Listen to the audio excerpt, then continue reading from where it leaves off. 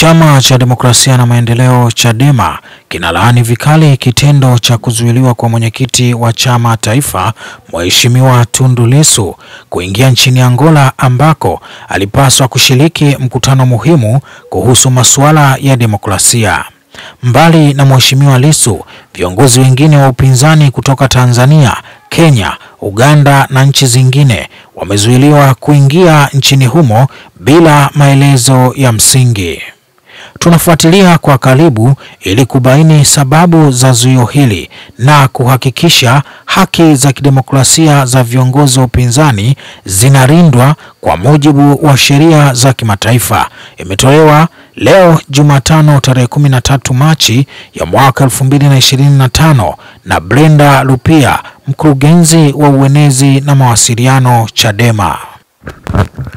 Habari tulizozipokea hivi punde ni kwamba mwenyekiti wa chama cha Demokrasia na Maendeleo Tundu Lissu akiwa na viongozi wengine kutoka ACT Wazalendo, Dorothy Sem, pamoja na makamu wa kwanza wa rais Zanzibar ambaye ni mwenyekiti wa ACT Othmani Masudi Othmani wamezuiliwa nchini Angola. Wamezuiliwa kuingia nchini Angola na haijaainishwa sababu ambayo imepelekea viongozi hawa wazuiliwe kuingia. Msafara wa viongozi wa ACT Wazalendo ukiongozwa na kiongozi wa chama Dorothy Sem na makamu wa kwanza wa rais wa Zanzibar ambaye pia ni mwenyekiti wa ACT Othman Masudi Othman pamoja na msafara wa mwenyekiti wa Chadema Tundu Lissu umezuiwa kuingia nchini Angola na mamlaka za serikali ya Angola.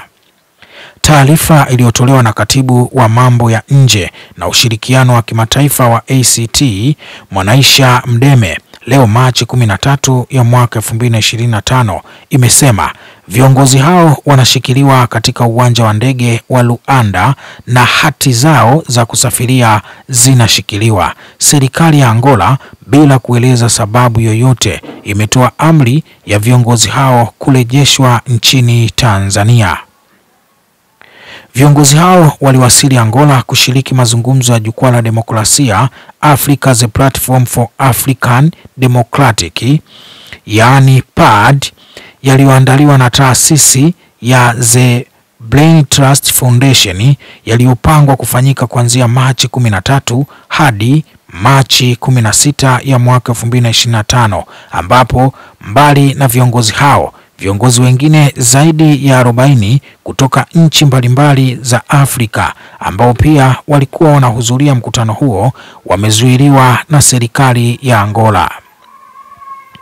Moja ya viongozi waandamizi waliotarajiwa kushiriki kwenye mkutano huo ni pamoja na marais wa staafu Ian Khama kutoka nchini Botswana na Andres Pastana Alango kutoka Colombia. Wengine ni waziri wa kilimo wa Afrika ya Kusini na kiongozi wa chama cha DA John Steenhuisen na kiongozi wa chama cha Podemos cha nchini Msumbiji Venancio Mondlane. ACT Wazalendo imelaani kwa nguvu kitendo cha udhalilishaji kilichofanyika dhidi ya viongozi wa ACT Wazalendo na viongozi wengine kwa kuzuiliwa na kushikiliwa katika uwanja wa ndege wa Luanda, ambapo ACT pia imemtaka balozi wa Angola nchini Tanzania kutoa maelezo ni kwa sababu gani viongozi hao wamezuiliwa na kunyang'anywa hati zao za kusafiria.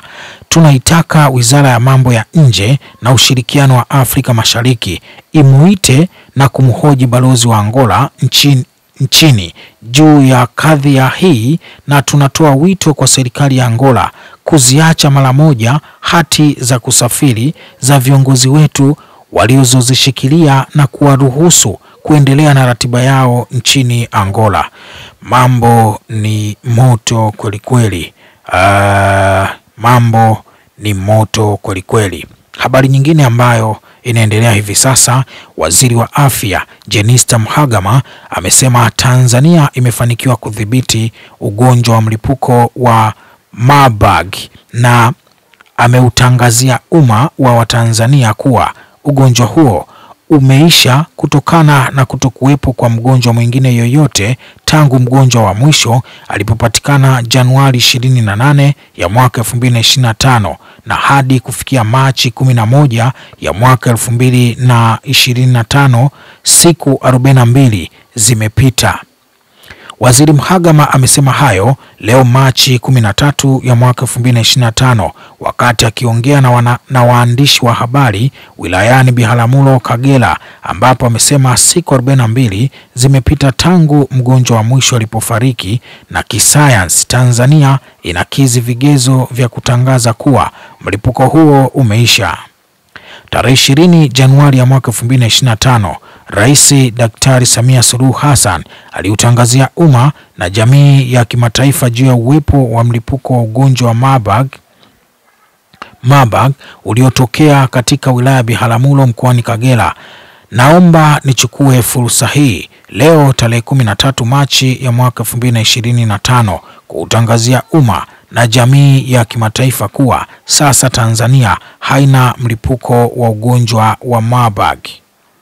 Ugonjwa wa Marburg ni miongoni mwa magonjwa hatari yanayotokana na virusi ambavyo husababisha kutokwa na damu sehemu mbalimbali za mwili na husambaa kwa haraka kwa kupitia kugusa majimaji ya mwili wa mtu au mnyama aliyeathirika na ugonjwa huo, ambao husababisha madhara mbalimbali ikiwemo ulemavu na vifo.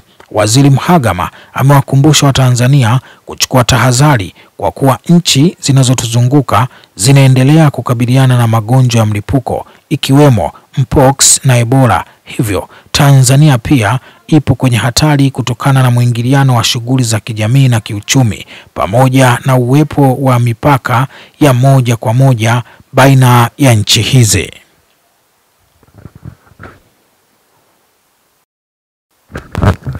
Habari tulizozipokea hivi punde ni kwamba mwenyekiti wa Chama cha Demokrasia na Maendeleo Tundu Lissu akiwa na viongozi wengine kutoka ACT Wazalendo, Dorothy Semu, pamoja na makamu wa kwanza wa rais Zanzibar ambaye ni mwenyekiti wa ACT Othmani Masudi Othmani wamezuiliwa nchini Angola. Wamezuiliwa kuingia nchini Angola na haijaainishwa sababu ambayo imepelekea viongozi hawa wazuiliwe kuingia. Msafara wa viongozi wa ACT Wazalendo ukiongozwa na kiongozi wa chama Dorothy Semu na makamu wa kwanza wa rais wa Zanzibar ambaye pia ni mwenyekiti wa ACT Othmani Masudi Othman pamoja na msafara wa mwenyekiti wa Chadema Tundu Lissu umezuiwa kuingia nchini Angola na mamlaka za serikali ya Angola. Taarifa iliyotolewa na katibu wa mambo ya nje na ushirikiano wa kimataifa wa ACT Mwanaisha Mdeme leo Machi 13 ya mwaka 2025